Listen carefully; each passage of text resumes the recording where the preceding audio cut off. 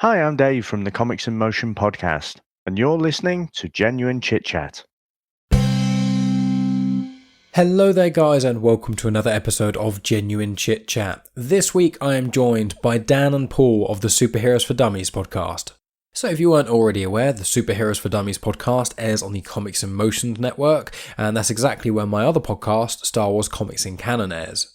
Now, the Superheroes For Dummies show is an excellent idea, and I will talk about all of that probably in the outro, just so I don't keep this intro too long and things.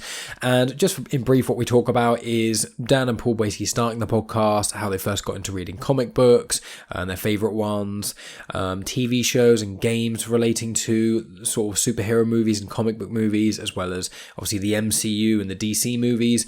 And that's generally what we speak about in part one of this chat in sort of light detail. And part two will be released next week, and that will be about more subjects and things that I'll get into in the outro as well.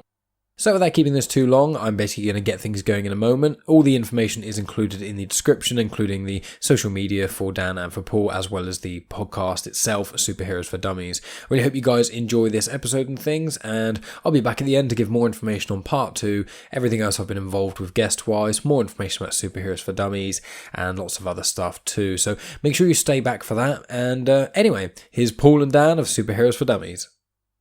Picture this, someone who knows nothing about comics. Someone who knows comics from movies, TV, and video games. A complete ultra comics nerd. You pick the character you want us to talk about. You send us the questions you want answered. You make the show. A podcast by fans, For fans. Making new fans. superheroes for Dummies!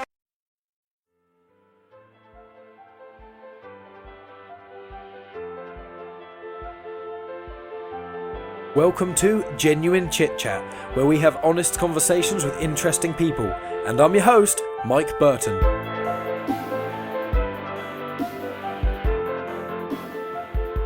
I am joined today with two, super dummies, as you guys call yourselves, Dan and Paul. And the reason I know you guys is because of the Superheroes For Dummies podcast, which I have binged all of, listened to all of, and have probably retained almost no information about. So, huzzah. It's a great podcast, and I've had a lot of fun listening to it. But I can include all the details of that sort of tomfoolery in the show notes. But how are you both doing in general? Awesome. Absolutely awesome. Yeah. And thank you for having us on. Absolutely. Yeah, doing good. Thank you very much. Wonderful. Yeah, surviving in this crazy times. world we live in. Exactly. It's one of those. I mean, it's quite good, though, in some ways with the sort of solace, because without being able to socialise or really talk to anyone, it means that you could just sit in a lot and read comics and stuff. Well, Yeah. this is very true. Which what I've been doing a lot of. So, I mean, we'll get things going then. Obviously, with... I'll probably ramble on in the intro and more so in the outro about Superheroes For Dummies and how much I enjoy it. But like the interesting thing about that show is that Steve is the encyclopedic knowledge of seemingly everything that's ever been in printed media ever. And you guys are the two claimed dummies of it. And it is very interesting, obviously, listening to the sort of dynamic, and you guys have certain questions that you kind of come in and out of. But I want to speak to you guys because I feel like we're on the same playing field in a sense, because I think the three of us and probably Chris of sort of the main TV and movie show, we're probably the least knowledgeable, I'd say, about comics because we haven't had that sort of history with them. So I thought I'd delve into that and ask you guys what they are. So I'll start with you, Dan. Yeah. You're sort of, when did you first like read comics when you were younger and get into them? And also regarding, we'll start with that, otherwise I'm going to get ahead of myself. So first, I'll ask you just 20 questions at once and you have to try and answer them all at the same time. No, when did you sort of first get into comics and stuff? When was that first introduced? To be perfectly honest, I can't remember what age I started, but I know I was like a little young boy. But I think the age I started, like, getting introduced to comics, I didn't fully appreciate them. I didn't actually know what was going on in reading. All I knew was Batman, Superman, that sort of thing. And then as I was growing up, I wasn't really much of a reader, so I wasn't really much into the comics. But then I liked watching stuff like the Christopher Reeve Superman movies and stuff like that. And then you obviously had Batman Michael Keaton, and so on and so forth. So I was more watching movies than I was reading comics. And then obviously from a young age, I was into video games as well. And then obviously like you had all the Batman Arkham games. You had, I think there was actually a Superman game, and then like Spider-Man and stuff like that. So that's pretty much where I drew my knowledge from. And it wasn't until I actually met Steve, because there was one, I think it was during the summer, I don't know if that's right, Paul, but we went around to Steve's house and we were around there, and he showed me all of his comics and all the stuff that he got from like DC and stuff like that. Got very drunk by the end of the night, but it was a good one. Yeah, I was just going to say, my memory of the night always is the ending. Yeah, because it got very interesting as Dan got very drunk. But we shall leave that one there. But we digress.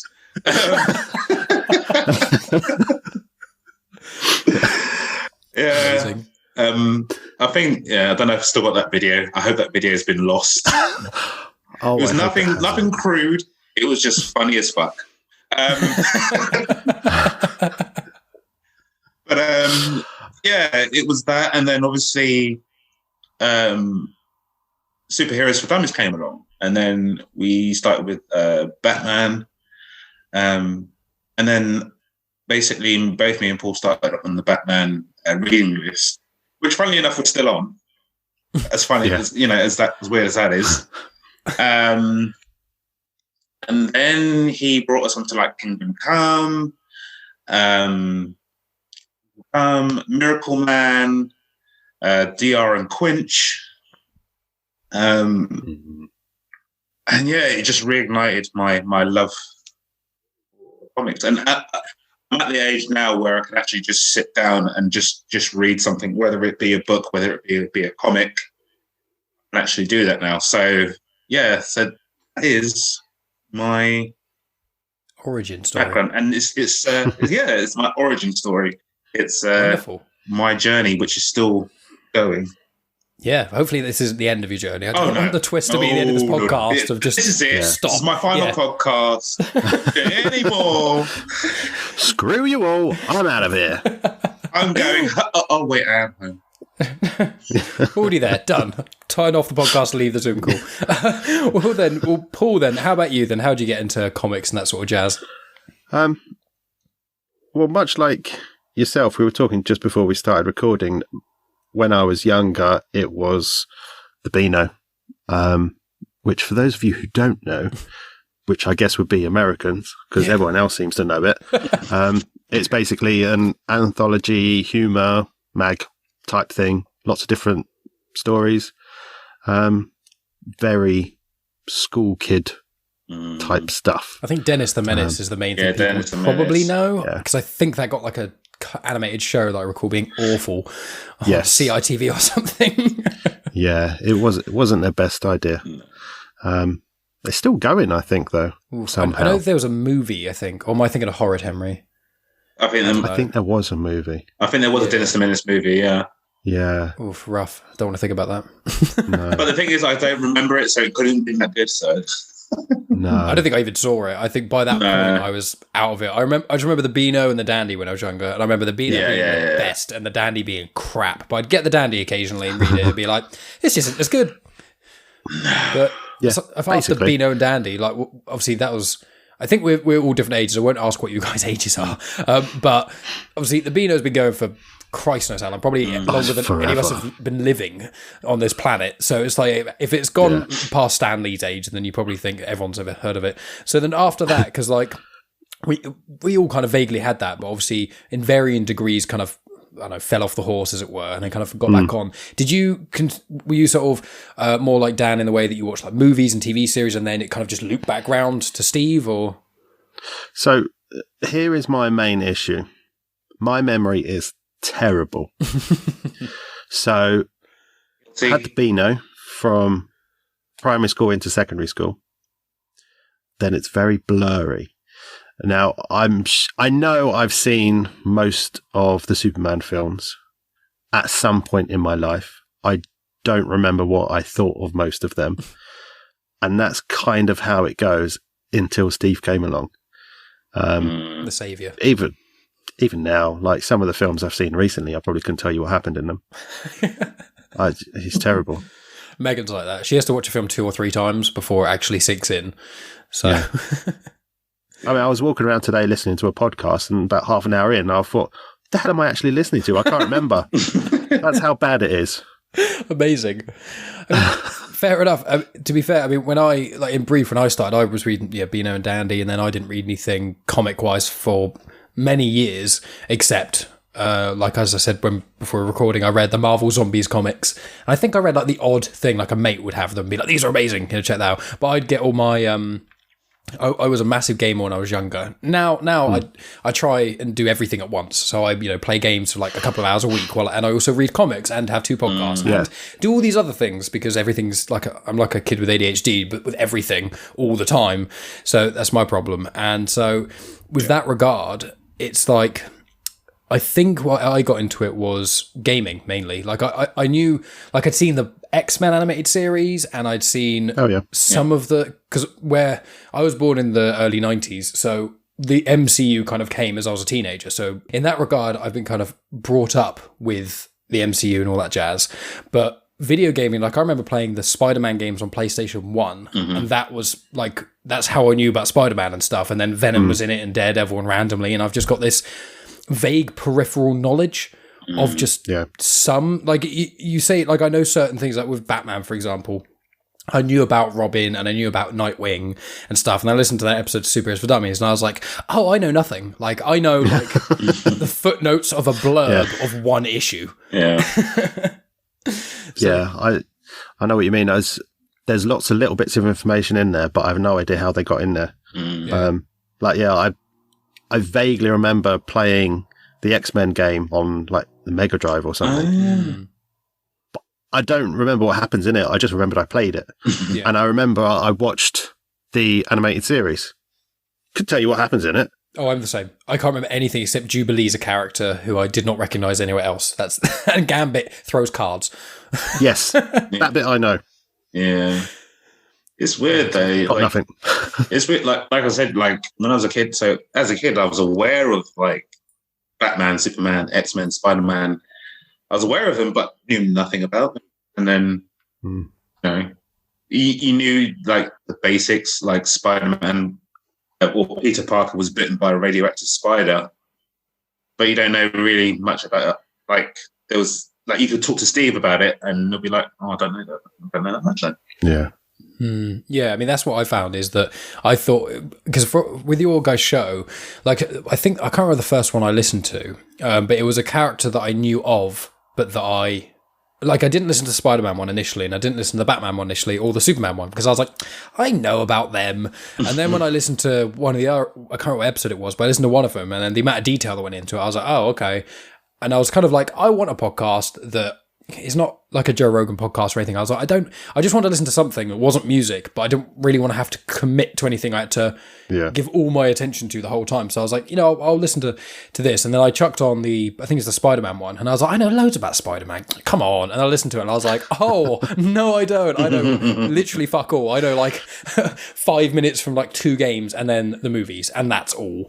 Yeah. And so once I listened to that episode, I was listening to the other ones and I was like, oh yeah, I don't know anything about Batman or Superman. And so from that kind of thing, that kind of evolved a lot for me and made me appreciate comics a lot. And obviously being in the Comics Emotion family, with everyone has got some incredible recommendations all the time, it is overwhelming in a really good way. It's like there's never a lack of things to read, because I've got about 8 things. I know your guys' reading lists are silly big, but I've got 8 things I've got already that I'm reading, and then because I've got to read some for the podcast, and then there's some for fun and some for a podcast if I'm guesting on someone else's and all that sort of jazz. So I want to ask, like, from the sort of the renaissance of comic books in your guys' lives, obviously basically Steve being the cause of that renaissance, have there been any comics that you've read thus far that have stood out? I know you haven't read like a world of them, but I was just interested, if I go with Paul first, are there any sort of, I know you just said your memory is bad, so maybe the wrong person to choose first, but I wondered if there's any that kind of called out to you. No pressure. No pressure. The one we always talk about is Kingdom Come, because that was one of the first ones that Steve said, you have to read this. And it's a good one to go into, because I think the impression I think people get of comics is like Adam West or the Beano or etc. etc. And you look at Kingdom Come and it's basically a painting. It's not line drawing. It's, you look at it, it's like, okay, every page is a painting, and every page it's a deep meaningful storyline. It's not just like Biff Pow, which I think is what people's impressions are. And that's a good one to say, if you want to know what comic books actually are, have a read of this, and then it'll open your mind to actually maybe there is something out there for me. Because, yeah, I mean, there are some of the stuff that's a bit lower level, to use probably a really bad term. But if you wanted that sort of thing, it is out there for you. But if you wanted deep, meaningful stories, that's definitely out there as well. Has Kingdom Come DC? I haven't read it yet because I'm a failure, clearly. I know it's one of the big pillars. There's like, I think, Crisis on Infinite Earths, Identity Crisis, Flashpoint, Kingdom Come, and there's those sort of pillars, which I'm not yet there yet. But Kingdom Come, if just for vaguely for people, you don't have to spoil anything because I think it's quite big, major plot things. But is it basically like a big DC universe, loads of characters in it, kind of doing stuff, or? Yeah, so basically, Kingdom Come is a standalone story. It's an Elseworld story, and it's basically along the lines of what could go horribly wrong with all these superheroes, and what could the outcomes be, and then what do they do about it? So yeah, without spoiling too much, it's every name that you know will be in there. All the names you don't know will be in there, but it doesn't matter too much, because when I read it, I was like, I don't know who this guy is, but it didn't matter too much because the storyline isn't so much about the individual, it's about the ideas. So yeah, I would definitely recommend it for everyone out there. Yeah, I'll have to add that to my list. I see that DC are doing DC Unlimited soon, and I've got Marvel Unlimited, which has just changed my life. It's just, I don't have to think, can I afford that comic this month? It's just flick on there, have a little bit of a read. If you don't like it, leave. But it's like with Civil War, I found that. I went to Comic-Con, oh God, how long ago could we walk in crowds? 4 years ago, I think I went to Comic-Con. It's before I met Megan. So I went there and I bought a couple of Star Wars-y things, but I've heard of Civil War, and I think it was after the film came out. And so I saw it, and it was a little bit damaged, but it was like £3 or something. And it's like the thick, on collection thing, which has got like 5 issues of the comic or whatever in it. And I read that just before I started doing the podcast for Comics in Motion, and then I was basically doing the same, because obviously it's a big thing and you don't need to know every character, but there was like, there's the main like 12 or so that you know from the Avengers, and then, a few of the X-Men and Spider-Man, whatever, but then there's loads that you didn't know about, but I found the story was strong enough to kind of keep me going. So I feel like that's almost, there are certain pillars and things. But with you, sort of, Dan, what was are you in a similar boat? I know you've got the same reading list, so maybe we've got the same reading list. Like, I did thoroughly enjoy Kingdom Come. Like you said, it's a very deep, meaningful story, and it's like you said, there's characters in it that you know of, there's characters that you don't know of. But I think you'll find it with Kingdom Come, because I want to read it again. I think you'll find if you read it again, there'll be characters that you didn't notice before that you noticed, and then you want to know about them. It will further expand your knowledge.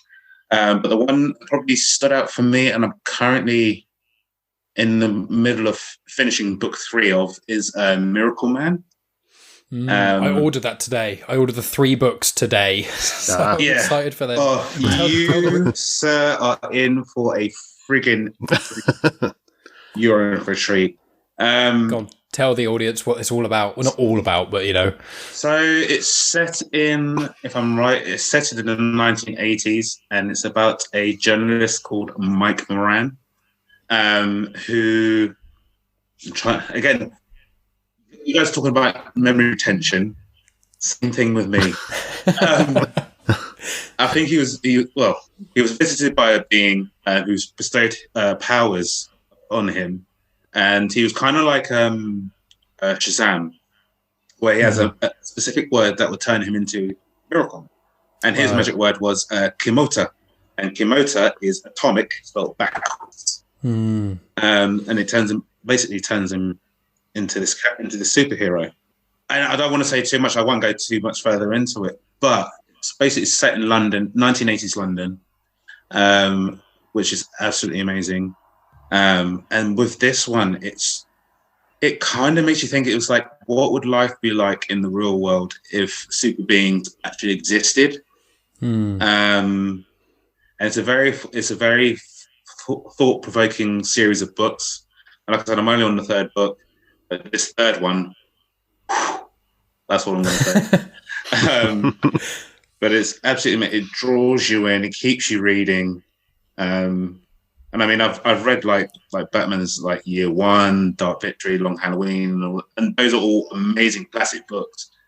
MiracleMan, for me, is absolutely amazing. It's so deep, it messes with your head so much. And by the time you finish the book, you'll be like, wow. And let's just put it this way: I still haven't finished scraping my brains off the wall. Because I heard you guys sort of talking about it, and Scott Weatherly of the 20th Century Geek podcast, he's a massive MiracleMan advocate as well. So after hearing Steve talk about it and then Scott as well, I was like, okay, I've got access to Hoopla, which has certain random comics on there and stuff, which I've been using intermittently. A lot of indie comics are on there. It's quite helpful when I do Tony's show. And then I've got Marvel Unlimited, but obviously self-explanatory. And then DC Unlimited or DC Infinite, or whatever the hell it's called, isn't going to be here till like summer or something. So in that regard, I was like, I can kind of get most things, but because of MiracleMan, because of what I listened to your episode, in fact, that might have been the first episode of Superheroes for Dummies I listened to, because I was like, MiracleMan, who the hell is that? And then I obviously heard, it's basically just a giant advert for MiracleMan, the episode. And because it was all the complicated stuff, and I'll mention it in the show notes and things about checking that out. But it was like, it was written by Alan Moore, but then he fell out with Marvel or whatever, and then it was called Marvel Man, but they changed it to MiracleMan, and there's all these sorts of weird little caveats. And I saw on Amazon, when I went to buy MiracleMan, there's the third thing that comes up isn't even the MiracleMan book. It's the long and complicated history of MiracleMan / Marvelman. So there's the third most popular book on Amazon about MiracleMan isn't a MiracleMan comic. It's just a story telling you how complicated the real life part of MiracleMan was, because it's him, Alan Moore, and then I think Neil Gaiman did a run as well, which I think is called the Golden Age, which is like the fourth. That's the next book. One. Yeah, I had to keep looking online because there's so many slight variants of the books, and I was like, okay, I don't want to buy the same ones. But then Alan Moore, like I saw, because I remember Steve saying Alan Moore wants his name taken off it and things. And so when you're on Amazon, it says original writer, and then it's got the artist name and the colorist and whatever. So I ordered that because I was very lucky, air quotes lucky. We didn't obviously have Christmas dues my work this year or anything. So the amount they would give you per head, they just gave you on a voucher, and you could choose from 20 odd shops or something. Yeah, it was quite nice. And it was like, some of them were HS Samuel, and I'm just thinking, I don't know what I could possibly buy in HS Samuel for 50 quid. And I don't think they know what am I going to be buying with that. But one of them was a National Book Token, which I'd not heard of. And so I looked into it, and it's basically Waterstones, W.H. Smith, and a few other places. But it like, the Waterstones one is Blackwell and something or other. And they've got this website, which is basically just all the stock of all of them in the whole country. And I managed to get, I think MiracleMan #2 was like 20 quid on there, but on Amazon it was like £35 or something silly, because obviously it's out of print, and you can only get, I think, hardcovers now as well. And so it's really hard to find them. But I managed to get one on Amazon, the first one on Amazon for like a tenner, and then a few on there and a few there. So I've got them on my way, and I'm just like, I've just started today Batman Hush. So I'm just like, when they come, I should have waited a bit. Yeah. But I'm rambling anyway. What I was going to say is, with comic books, what I found, and I found this from reading The Killing Joke, which is by Alan Moore once again. Hey, if you didn't know about it, you thought I planned that as a clever segue, and I didn't. I did it because a friend of mine, she had a bunch of comic books from where she used to date a guy who's really into comics. She got loads, and then she's now with someone else, and so I got lots of her comics. So it works in a lot of ways. Yeah, it works on me, doesn't it? And I had Killing Joke for my thing for don't know how long, but then I hadn't read it for ages, and then obviously all the comic podcasts started to happen, and then I read Killing Joke, and I was like, oh shit! And you finish it, you go, that's better than half the Batman films, and you read it, you go, that was amazing, and just the as you kind of say, it's thought-provoking in a way one wouldn't assume comics to be. And when I read that, because when I read Civil War, I was like, okay, this is like the MCU. And the MCU is amazing for superhero stuff, but also it does not miss the mark, but it is kind of the same thing. Although I love it, it's generally quite the same. Yeah. And then reading The Killing Joke kind of did for me what I think MiracleMan and maybe Kingdom Come did for you guys, which was just that weird, wait a minute. So this isn't what I thought it was. And that kind of opened my world. So I want to ask, like, from there, what are your favourite things just to do with comics in general? So, for example, like, is there a movie you love the most, or a game, or anything like that? I'll come with you first, Dan. If just something like either superhero related or comic themed or vaguely anything like that, I'm just intrigued, really. I just love everything. I think, in particular, at the moment, because we're like our main reading list is from Batman, and if you listen to the Batman episode, you get to learn how complex Batman is. You think he's like this cold kind of person, but there's many like layers to him, and it's not just him. It's people like the Joker. It's people like Riddler. It's people like Scarecrow. They've all got all these layers to them, and you just want to learn more and more and more and more.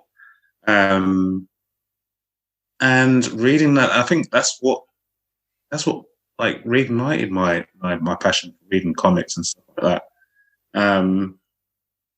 And it's just the way that comics can play with your feelings. 1 minute you're like, oh my God. 1 minute you're laughing. 1 minute you're sad. 1 minute you're like, what the fuck? Putting this down. I'm not reading that again.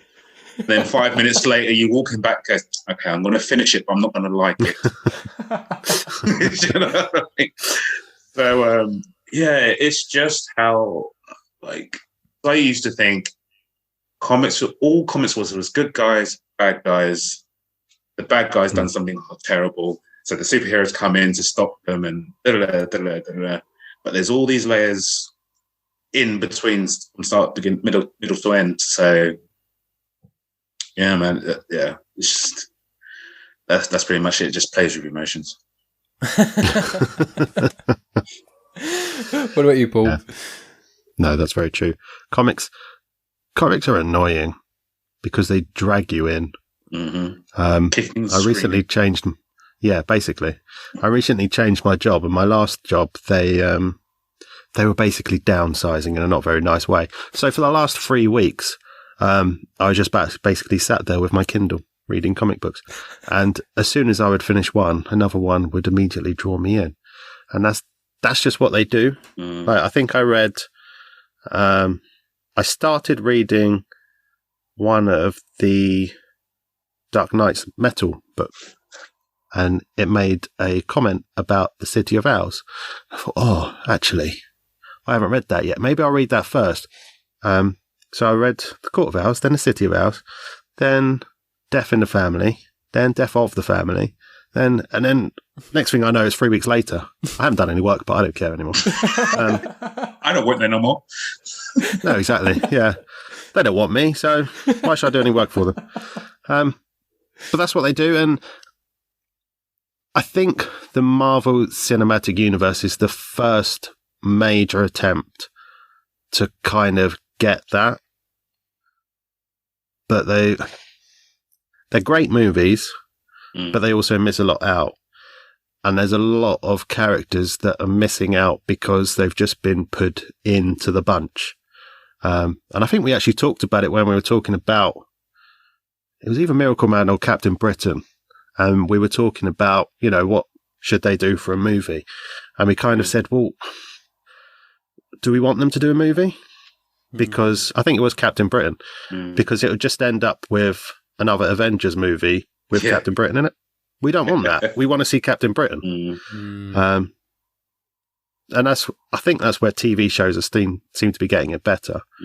Like, I've slowly been watching Doom Patrol, which is amazing. Everyone has to watch that. My brother told me it was good. It's so ridiculous. So ridiculous and so amazing. Everyone watch it. And if you ask Steve, he'll go on you for hours telling you how much you need to watch it. So I think TV shows tend to get it better. Yeah.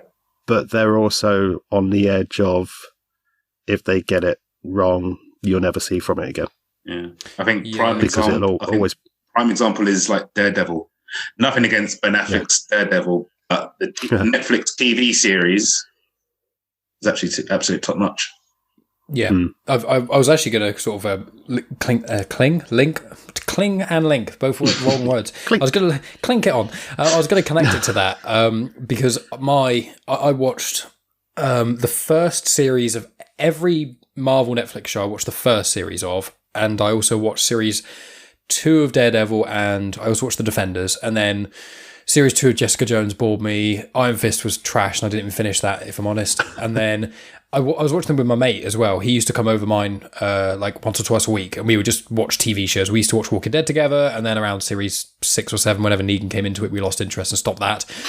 So there's lots of TV shows we just started, and then we just watch them till they become crap, and then we stop. And a lot of the Marvel Netflix shows we did that with, and I think the first series for most of them, except Iron Fist, were all really good. And I watched series 2 of Daredevil and series 1 of Punisher, and I thought Daredevil was excellent. And I remember not hating the Ben Affleck movie. I thought it was all right.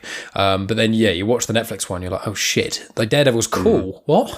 Like, you watch the Ben Affleck one, you go, okay, it's a blind dude who can beat the crap out of people. That's all right. But you don't think he's like a cool person necessarily. But then you see Daredevil and you go, God, he's got this complex, being a Catholic, and he's struggling with himself, fighting crime because it's against his own religious views, but it's got this whole cleverness to it. And I want to show it to Megan because there's a lot of rumblings and rumours that Charlie Cox, the guy who plays him, is going to pop up in the MCU at some point, like the proper MCU, because I know they are canon. Yeah, funny you should say that. I think I mentioned it on one of our most recent episodes. Apparently, he's in the new Spider-Man movie. Apparently, oh wow, yeah. So that's exciting. But have you guys seen with the Netflix shows, have you both seen the handful of Netflix Marvel shows? I think I started watching Daredevil, and then I saw season 1 of Jessica Jones, and then Luke Cage. But then all of them came out, and then I wanted to watch them in order of significance, if that makes sense. And I had to force myself to watch Iron Fist. Did not really. I got halfway through, and then I just Wikipedia the rest of the plot. I could not be dealing with it. Yeah, but then I tried to watch Luke Cage, I think season 2, and I couldn't for it. I don't know, there's something about it that just didn't interest me. But my favourites are Daredevil and Punisher, because John Bernthal as Punisher, he was absolutely freaking amazing. Oh, he's incredible. And have you seen it all, Paul? The Netflix shows? Have you seen any of them? Nope. This is an ongoing theme. I've not, either I don't remember, I just plain haven't seen it. And I don't know how I miss all these things. Part of it, I think, is because myself and the wife, we always basically watch TV together. So it has to grab both of us. And I think when it gets into it, she enjoys it, but she's a bit hesitant to sort of jump into them. There are so many TV shows out there. That's the problem. In today's age as well, with lockdown stuff. Exactly. It's like I asked you that. I vaguely thought you didn't, but I didn't want to leave that, Paul. But then I was like, I also don't want to feel like I'm attacking him. But you ability watch that, because I know you get loads of shit on Superheroes For Dummies. Basically, why haven't you watched this? Why haven't you watched that? You haven't watched Doom Patrol yet? What's going on? Like that, all the sort of thing. But like with me and Megan, I had to kind of. We have to barter, because I got into which was like all the Star Wars series. Obviously, I'm a Star Wars nerd. Before Mandalorian and stuff, and we watched all of that. And then she was like, I need to watch some stuff she wanted me to watch, so I watched mainly cooking shows, isn't too bad. And then we watched The Crown, which I thought was absolutely fucking incredible. I thought it was going to be so crap. And I watched the first episode, and I was like, you know what? This is amazing. And so I've watched all of that and stuff, but one of the things I had to kind of convince her on was to watch The Boys. I don't know if you guys, if either of you have seen that. Yeah. So Dan's watched that, and Paul hasn't. Well, I haven't. That's good lord, man. Good lord, man. It's like the way MiracleMan was described vaguely is obviously kind of the British side, but The Boys is basically like if superheroes came out, air quotes, and America were like the first ones to get hold of them. What I love about The Boys as well is, unlike the Netflix Marvel series, the Netflix Marvel series, as you said, there was like, there was the 4 or 5 series that came out almost immediately, plus the Defenders, plus the sequel series. But there's also 13 episodes per season, and about half of them are quite fillery. So it just becomes a bit of a slog, whereas The Boys, it's 8 episodes, about an hour each, and it's just quite easy going. But The Boys is, I had to kind of I wouldn't say fight Megan, that makes it sound like an argument, but like I had to kind of try and convince her to watch it because she was like, we just watched, like, over lockdown, she's like, we just watched all the MCU movies, which I loved, but now you want me to watch all the Spider-Man movies because you hear about Spider-Man 3 coming out and you're going to have to watch, the 3 of them and the 2 of them and all that sort of stuff. And she's like, I'm just getting a little bit sick of superheroes. And I was like, I know what you're saying, but I really want to watch this, please. And after like the second or so episode, she was like, this is brilliant. Like, without spoiling it for poor Paul, what was your sort of view on it then, Dan? Let's just put it this way. I watched the first episode. I mean, I rewatched it with my wife, but when I watched the first episode, and it's when Huey was with his girlfriend, and I saw that scene. I thought, "Holy fuck! What is this? Like, meant to be about superheroes, and this happens." And it's just, it just totally blew me away. Like, and I was just addicted. Like, it was like I can't wait for the next episode, and the next episode, and the next episode, because I think we're on season 2, season 2, isn't it? Yeah, we're on season 2 at the moment, and like I think we were talking about Scrubs earlier, and we were talking about like a certain character dying, and then it became really morbid. With the boys, it's just consistent through like every episode. And Paul, whatever you think about superheroes, watch the boys. You'll be proven wrong. It's one of those shows that you've got, like, there's certain questions that come up obviously in Superheroes for Dummies a lot of the time, and I'm guilty of them sometimes as well, just to kind of laugh my way when you answer the episodes, like about Plastic Man and stuff, about, sex and things like this. And the questions like, what if Superman had sex with a normal person? Surely they would kill them. These sorts of questions get answered in The Boys. There's a lot of these sorts of questions which you don't get the answer to, you watch the answer, and some of them are questions you didn't want to know the answers of. But it's one of those shows that I often say with, I think probably Captain America is probably the worst for this, which is pulling punches, not literally, like figuratively. When you watch Captain America films, they're really, really cool. And the Captain America trilogy is amazing. But like when you're watching two people have a fist fight, there's not that much blood. He's meant to be, I know he does pull his punches a little bit, but when you're watching him fight someone, there's not that much blood. When you see the punch, it cuts as the fist is like here. And with The Boys, it doesn't cut. So there's like scenes where you just watch someone get beaten to death by basically God. So you're just watching their face just cave in. And then you're just like, oh, can't get much worse than this. And then the next few minutes, something else happens. And you're just like, oh my God. And it's one of those shows that, everyone was going on about it, and I didn't start watching it till series 2 sort of started airing and things. And I was like, oh, is it going to be one of those things? Because you look at the ratings on IMDb and Rotten Tomatoes, and it's so high, you just think, it can't be that good. And the more times you hear someone say how amazing it is, you go, it can't be. And then you watch episode 1, and you're like, oh, okay, I'm wrong. It's fucking sick. So let's not make this all about The Boys the whole time, because I'm going to make Paul very unhappy. But sort of linking in with let's keep the superhero theme for fun. I'm interested in what your guys' sort of favourite of the superhero movies are, be it MCU, Burtonverse, any sort of vague thing. If you want to start with you, Paul, are there any sort of, or any that kind of mean a lot to you? Because with The Boys, the reason I love The Boys so much is because it is about superheroes, but it's very human. The show is very human. A lot of the things that happen, exactly.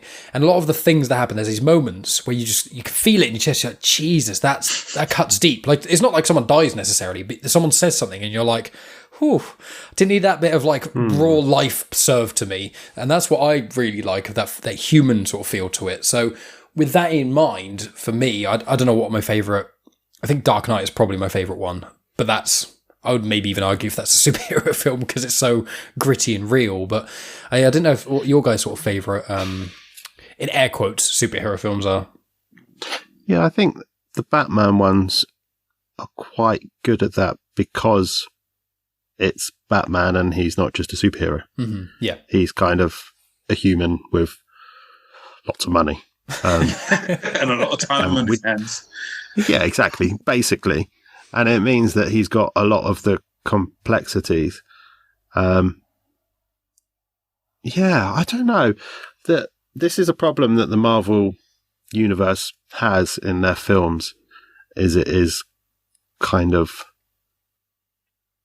one level-ish. it's very good at that one level. Yeah, I'd say that 70% of it is basically, I'd say 70% of their films are solidly good films that I enjoy, but there's no moments in there you're like, holy shit. It's just like, these are all very good and pleasant to watch. There's like a few, but... Yeah, you don't go in there for, the tear-jerking moments or the romance or anything. No. You go in there for someone to be punched in the face.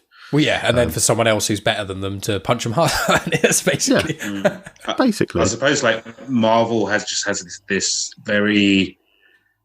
it just has a very high entertainment value. But if you want something thought-provoking and makes you have that food for thought, then I'm sorry, but DC does that.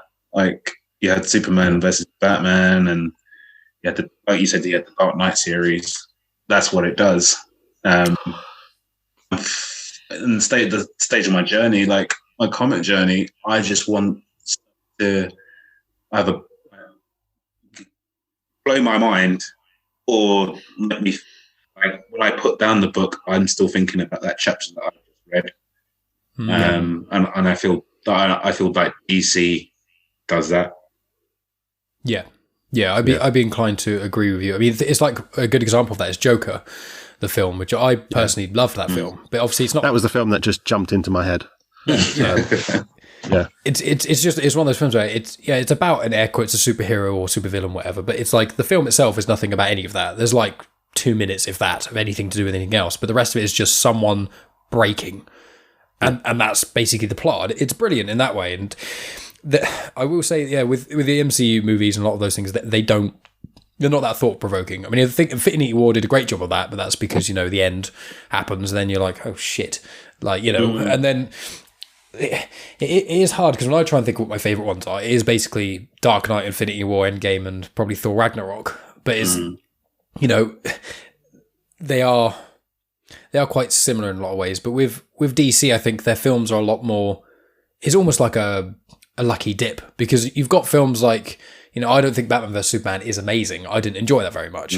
But then Man of Steel, I thought the first hour of it is some of the best superhero film I've ever seen, and then the second hour is some of the worst. So it was just like, you've got this hour of brilliant, deep, complex Superman stuff that is really questioning identity and how human he is, and then the last hour is him just punching someone who looks the same as him into a building for an hour, and you're just like, there is a middle ground here, where you kind of go there. But also DC is just such a mixed bag. You get films like Suicide Squad that is critically panned, and then you get Joker that's critically praised, and there's just no. The MCU is like the easy way out, and then DC is just a complete wild card every time. So each time you watch a film, it's like this could be terrible or it could be phenomenal. Whereas MCU is like this is just going to be pretty good, isn't it? I think one of the benefits I don't know how true it is, but I read that the director of Joker, because obviously it's sort of vaguely based on The Killing Joke, and the idea of how he came about, but then not really. That was the idea that they were going for, but apparently he'd never read it. Someone explained it to him, and he went with that. So it's not a film based on the comic book. It's a really good film that is tied into the comic book. So yeah, I don't know how true it is, but I think that's sometimes where they go a bit wrong. It's kind of the complete opposite to what Marvel do. Marvel go, right, this is the comic book. We need to do this. Oh, but hang on, this doesn't work for the film, so we better change. And then DC go, right, this is the film. How do we make it into the comic book? And then you're kind of in the middle going, which one of you is doing this right? And I think that's the DC are looking at it for a good film. And it has the comic book sort of connections. I don't know, I'm completely missing the point there. But I think I've had this discussion with you before, Dan, where a lot of the DC films I've seen just seem to have this middle bit where you're thinking, does this need to exist? Because it's kind of, you could make this film probably half an hour to an hour shorter, and you would get the exact same result, and it would probably be better. Well, that happened with the Batman vs Superman. I felt it went on for a bit longer than necessary. because like I said, there's a formula, isn't there? There's, they set the scene, they set the story for each character. Then you get introduced to the villain, and then you know what they're going to get up to, and then the superhero catches wind of it, and it goes on to this like Titans, and you have your ending. Batman versus Superman didn't do that. It just stretched it out like until the rubber bands, if that makes sense. That's where it feels like they came in with a movie perspective, and then was like, right, okay, but we need to get in all this comic book stuff as well. And then it's suddenly how it just gets bigger in the middle, and you don't really need it. There is this weird middle ground, isn't there, where I would not want to be a filmmaker. Like, if someone wanted to call me up and say, do you want to make a Star Wars film? I'm pretty certain I could do a pretty good job. If they said, do you want to do a superhero film? It's like, oh, I do not want to touch that with a barge pole. Because you've got super fans like Steve and Max Byrne, who know the material off the top of their head. And like Max Byrne, he really likes Batman vs Superman. And that's completely fine. He's within his right to like a film. But I think he likes it maybe in part because he knows about the source material and all that sort of stuff. Whereas me, when I saw Batman vs Superman, I knew nothing. So a film has to convince someone who's never seen it of everything while trying to stay true to the people who know the source material. And the problem is that if you lean too much on one side or the other, you can't make people win. Like Marvel have done that thing where they basically, their first few films were quite middle ground, where they were like, okay, there's enough here for the comic book fans to enjoy them, but there's also, it's accessible enough for the mainstream. And then they were like, right, we've got this. Let's not do anything else ever. And then it's like 23 films later and you're like, still doing it. Like, obviously, the end of the whole saga was brilliant. But like, aside from probably 3 films, they're all generally the same kind of thing. And as you say, DC are trying... It seems like some films, they're like, I don't even know who the character is. Let's just make a film randomly. And then the other time you're like, right, we need to do this to the T. And even if it doesn't make sense because the comic was written ages ago, I'm still going to do it exactly to the T. And it's like, there is some degree of middle ground here in that sort of regard. But sort of, if we link into Superheroes for Dummies, because we haven't actually spoken about that very much, and that's how we vaguely got introduced. Was there, like, how did that kind of start? Let's throw the floor to the two of you. How did it kind of start in a sense? What kind of made you guys do the podcast and whatnot? Well, Paul, I think you better take this one because I was asleep. And then I woke up to a text message. So yeah, you just woke up like you were in a podcast. And I was like, all right, I guess you just kind of Michael Cera your way in. You're just like, I guess I'm just kind of here now. Yeah, to be fair, it felt a bit like that to me as well. It was something that I had been considering for a while. Obviously, knowing Steve and his ridiculous amount of knowledge, and my non-existent knowledge. It's a good way to sort of communicate with the peeps out there in the universe.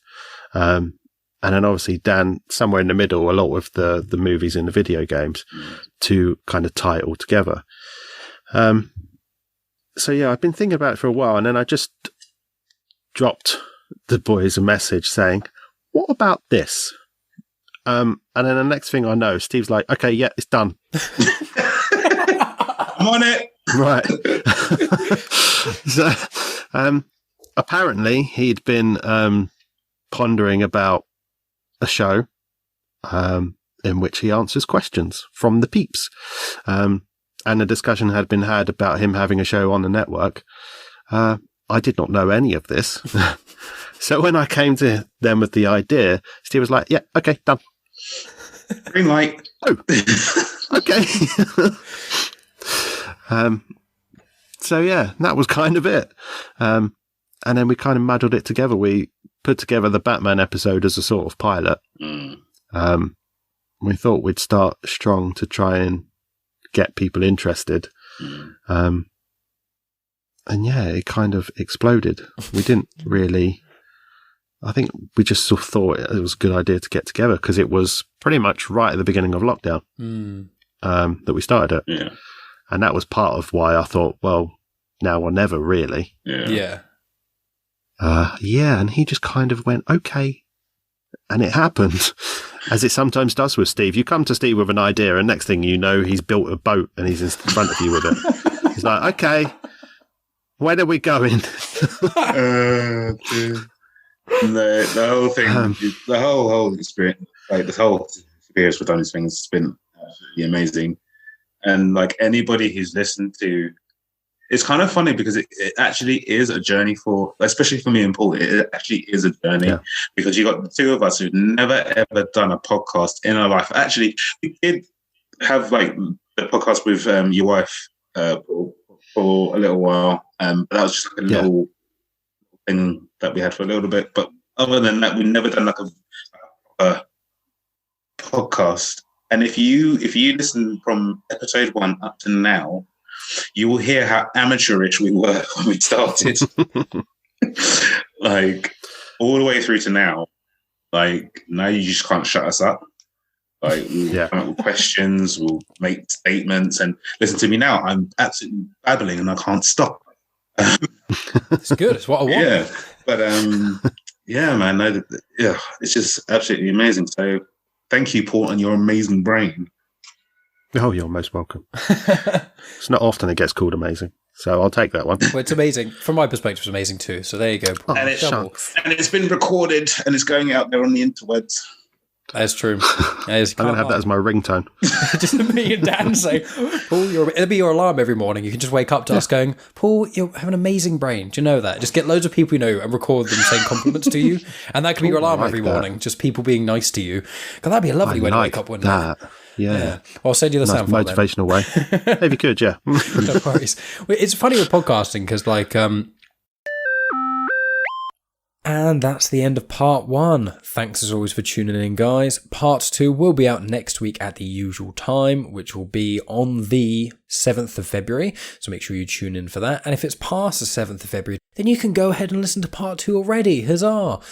Just for clarity, part 2 is going to continue the general conversation we've been having, you know, speaking about podcasts and superhero movies and comic books and that sort of thing. We talk about sort of the podcast a bit more and the community around it, especially for Superheroes For Dummies, and sort of the entry level of reading comic books, how the guys sort of first got into podcasting and things, and as well as what Dan and Paul kind of do in their free time. And then to find out what, if anyone's been paying attention to us interacting on Twitter, you may want to know what comic guilt is. Well, I'm afraid you'll need to learn about that in part 2, because we delve into that. So as I said, you can find the link to their website in the description. That is superdummy.co.uk. I've also included a link to the podcast on Spotify, but it's on the feed of Comics in Motion, and that's on Apple and Google Podcasts, Spotify, Stitcher, I think iHeartRadio, all those sorts of general places that have podcasts. You can find the Comics in Motion podcast, and on that you can find Superheroes For Dummies, my other show, Star Wars Comics in Canon, and a whole host of other shows as well. For clarity, Superheroes For Dummies, in brief, is basically you guys, or the audience, votes on a specific superhero or supervillain, and then Steve, who's a super nerd, gives like loads of information about them, like who they are and that sort of stuff, while also answering questions. I often put a few questions in there for certain ones of just things that I find interesting or intriguing. They've done a Judge Dredd episode, they've done one of MiracleMan, Superman, Batman, Spider-Man, lots of ones that are kind of smaller and ones that are more strange and weird, like Plastic Man and things. So make sure you check out Superheroes For Dummies, because it's a lot of fun and is one of my favourite podcasts at the moment. So, coming up in the future for Genuine Chit-Chat, I'm kind of pondering about doing an idea of a Patreon once again. I'm tempted to do it where when I do part 1s and part 2 releases, anyone who's willing to pay would then be able to get, when part 1 of an episode drops, I would just include part 2 as well. So it'd include a different feed, so I'd be tempted to do it so that anyone who wants to contribute any small amount of money would then be able to get like a whole conversation in one go, rather than having them split into parts. Also, I was tempted to do sort of like either a few minute recordings here and there, just of kind of my thoughts about random things, but also sort of TV reviews and movie reviews and stuff.